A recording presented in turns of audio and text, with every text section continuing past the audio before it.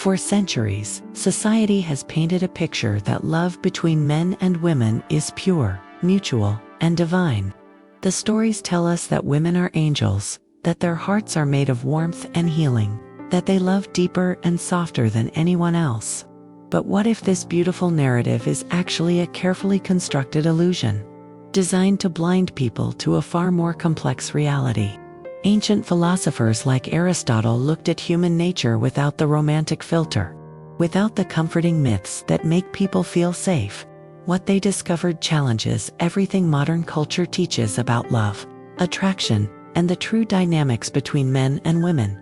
What if love, in its raw state, isn't mutual at all? Like, subscribe, hit the notification bell, and share this video. You help us keep alive the search for the stories the world tries to bury. The uncomfortable truth is that what people call love might actually be something far more strategic than anyone wants to admit. When someone says they're in love, they might just be kneeling at the altar of their own idealization. They don't see the other person clearly. They see the part of themselves that wants to be healed, while the other person sees the part that wants to believe. That nurturing quality so many admire. Look closer. Much of what appears as natural softness is actually performance. Not always manipulative, sometimes unconscious, but performance nonetheless. Because when someone isn't the center, when they're not the default in society's structure, they learn to survive by bending to the dominant form.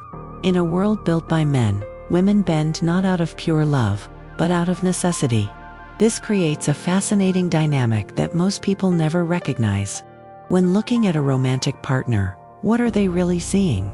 A person or a projection? A partner or a placeholder for unresolved emotional hunger? The desire isn't for an actual woman, but for the idea of her, and she knows that. That's where her power lies. She doesn't need to dominate directly. She just needs to reflect back what's desired. Once she becomes the echo chamber for emotional fantasy, the fall happens. Surrender occurs not because she's powerful in the traditional sense, but because that power was handed over willingly. Not because she's divine, but because the other person is lost. And once that surrender happens, once identity gets traded for reflection, what remains of the original self? The belief is that this is giving, that this is loving, but really, it's bargaining. Masculinity gets offered at the altar of approval, hoping to hear you're enough. But what if she never meant to say that? What if she doesn't even see the real person, only the version she can shape? Here's what no one dares to say out loud. She's not looking for truth, she's looking for advantage. Not out of cruelty, but by design. While one person speaks in vulnerability, she listens in strategy. While the past gets offered like a confession, she listens for patterns, leverage, openings. Not because she's evil, but because she is the response, the echo, the adjustment. This doesn't make her less. When someone doesn't have power and structure, they master power and subtlety. What gets called emotional is actually surgical. What seems like feeling is actually scanning. Every smile, every silence, every slight movement gets registered like code. She had to master one thing: how to become indispensable to the very person who unknowingly fears her difference. The love isn't love, it's dependency. And her love isn't care, it's calibration. She doesn't need to overpower anyone. She just needs to become essential. The voice heard in the head before making decisions, the comfort craved after falling, the approval chased like oxygen. People call that romance. That's actually obedience wrapped in poetry. But don't blame her. She didn't create this game. She learned it and mastered it. When men were building systems, women were building survival. The outer world was conquered with war and steel. She conquered the inner world with softness and suggestion. Not because she was weak, but because she was watching, learning, adapting. She doesn't want to dominate the body. She wants to occupy the mind, and she does. She lives in the hunger, in the guilt, in the need to be wanted. That's not love. That's control, so refined, it gets called chemistry. So invisible, it gets called fate. But fate doesn't track flaws. She does. She remembers what makes someone feel small, how they talk when unsure, their rhythm, volume, vocabulary. Every detail offered is another doorway into birth. The perception is that she's fragile. She's not. She's a tactician. The belief is that she needs protection. She doesn't. She needs proximity. The assumption is that she's waiting. She's actually watching. Watching how much of the self someone's willing to give away in exchange for the idea of being loved. Once she sees that weakness, that person is no longer viewed as a complete individual. They become a resource, a means not to hurt them, but to center herself. And that means she doesn't move toward them. She moves around them. She flows. She adapts. She doesn't demand power. She becomes the thing power needs. That's not love. That's evolution. And evolution doesn't care about feelings. So there people are, worshiping softness, kneeling before strategy, and still wondering why they feel so hollow. Why they give and still feel unseen. It's because they're not loving a woman. They're loving the story they wrote about her. And the tragedy is, she knows it. She knows it and she plays along, because the story benefits her more than the truth ever could. Why would she correct the illusion when it hands her influence without confrontation? Why would she dismantle the pedestal when that pedestal lets her rule without being seen as a ruler?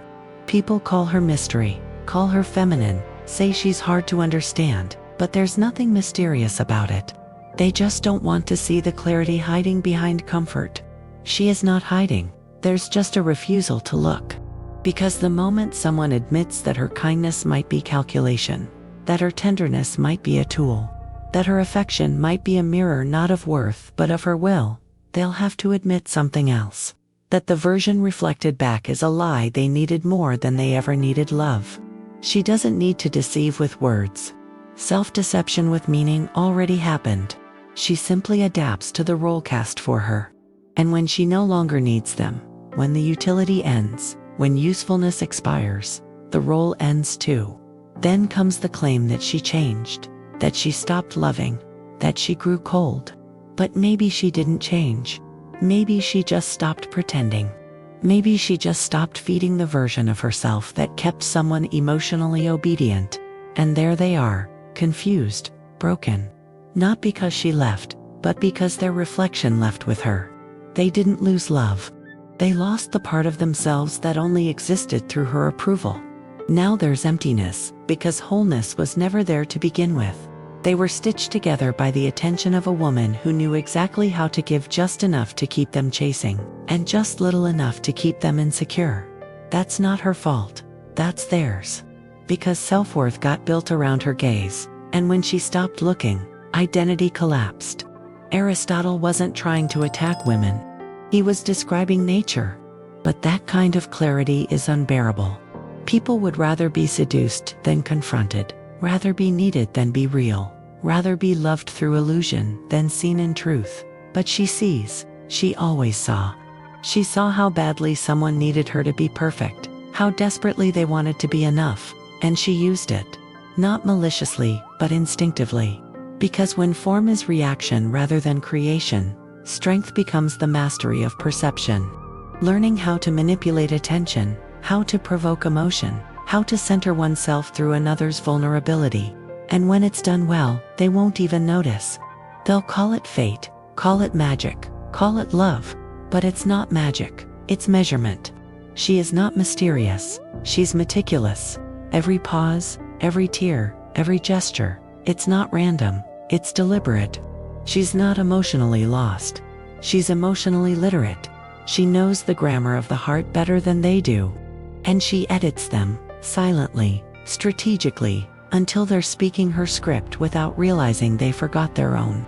This is where people break. This is where the illusion becomes unbearable, because at some point the cracks start showing. The pedestal begins to wobble. The realization hits that she doesn't admire, she manages. She doesn't uplift, she rearranges. And when there's resistance, when reclamation happens, when someone says no, she pulls back. Not because she's hurt, but because control has slipped. Without control, there is no leverage, and without leverage, there is no intimacy, because in her world, intimacy is not connection, it's choreography.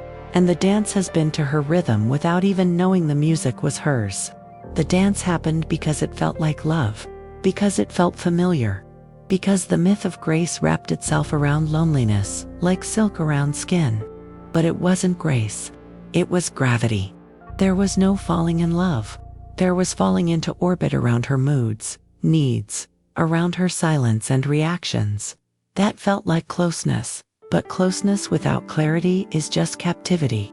And after being captive so long, the cage gets mistaken for connection. There used to be edges, opinions, direction, but now there's hesitation, censoring, folding into versions that won't upset her.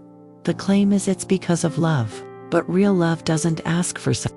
Real love doesn't punish authenticity, and if the cost of her affection is voice, will, and spine, then what exists is not a relationship, it's a rehearsal for obedience. And still there's defense of her. Still the belief that she's just misunderstood, that she's complicated, that she's been hurt. But maybe the real truth, the one that burns quietly beneath rationalizations, is that she's not confused at all. She's clear, crystal clear. She knows what she's doing, knows what she wants, and knows exactly what part of someone she has to touch to get it. The perception is that she's emotionally raw. She's emotionally precise. The belief is that she's overwhelmed.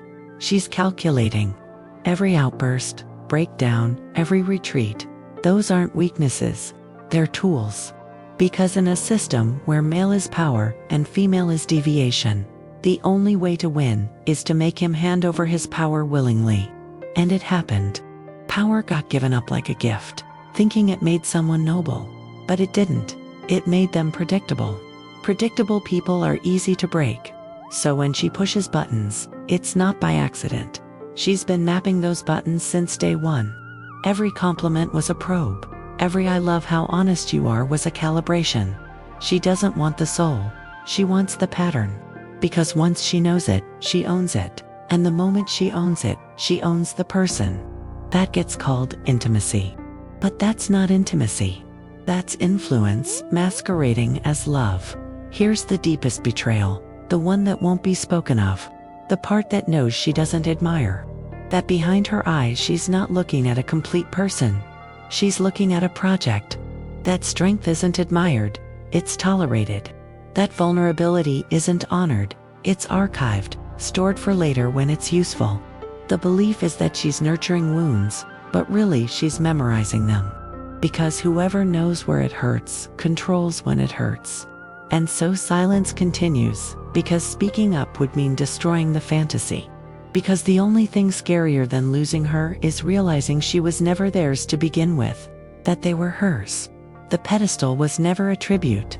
It was a stage, and there was performing the whole time. The realization isn't that women are malicious. It's that the real her was never seen. Only her reflection and desire. Only the version she performed, the version that matched the wounds. And now that the performance is over, now that the illusion is cracking, there's no grieving her. There's grieving the person pretended to be in her presence. But he was never real. He wasn't whole. He was the mask worn to win a woman who never showed her real face. And now the mask is gone. Her performance is over. The illusion has collapsed. And they're standing in the ruins, not of love, but of delusion. The dream that a woman could complete someone, that her affection could redeem them, that her presence could define worth. It's all gone. And there's the panic, the emptiness, the weight of identity staring back without the filters of fantasy. But this is not the end. This is the beginning. Because now finally there's being forced to ask the question that's been avoided for years. Who are you without her? Without the emotional training wheels, without the praise, without the role played to feel valuable, what remains? If the answer is silence, then that silence is truth. That silence is foundation. That silence is the first honest thing felt in years. The teaching was to be the hero in a story written by someone else. But what if there is no story? What if the woman was never salvation, but a mirror? Not to reflect strength, but to expose fear. Because the truth is, there was never love for her. Not really. There was love for the feeling of being chosen. Love for the escape from chaos. Love for the comfort of outsourcing purpose to her validation. And now that she's gone, there's no brokenness, There's exposure. The claim is that she used someone, but what did they use her for? They made her their meaning, made her their morality, made her their emotional oxygen. There was no want for partnership. There was want for permission. Permission to feel worthy, permission to feel needed, permission to avoid doing the inner work that terrifies more than heartbreak ever could. But she never signed up to be a redeemer.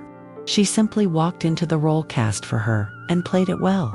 And now Aristotle's words ring louder than ever. Women are not monsters or saints or goddesses, just mirrors warped by biology and shaped by survival. Not broken, but built differently. Designed not to lead, but to adapt. When that gets refused, when her nature gets ignored, someone becomes her victim, not her partner. But here's the moment of power, the moment of awakening. When women stop being seen as solutions, the self starts being seen as one. When chasing reflection stops, building reality begins. The person who builds themselves no longer fears the absence of her gaze. They don't crumble when she withholds. They don't fall when she pulls back, because there's no longer performing. There's presence. There's sovereignty. And she can feel that. And she will test it. Because the moment orbiting stops, the gravity shifts. The roles reverse. The myth dies. And in its place, something raw begins. Not romance, not passion, but truth. She may not like it. She may leave. She may try to reframe someone into the person who once kneeled. But if firmness remains, if center gets held, something changes. There's no longer need for her to be pure. No longer need for her to be soft. No longer need for her to be anything but real. And in that space, stripped of illusion, something radical is possible. Connection without control, love without leverage, intimacy without dependency, but only if there's willingness to let the myth burn. So let it burn. Let the fantasy collapse. Let the pedestal crack. Let the false stories drown in their own sentimentality. And stand alone, honest, unedited. Face the woman not as a rescuer or a villain, but as a reflection of nature's difference. Not lesser, not greater, just different. Because only when completion from her is no longer needed will there ever be capability of truly meeting her. The illusions about love and relationships run deeper than most people ever realize. The myths that society builds around romance often serve to hide the real dynamics of power, survival, and human nature that play out behind the scenes. But recognizing these patterns isn't about becoming cynical or bitter. It's about seeing clearly for the first time.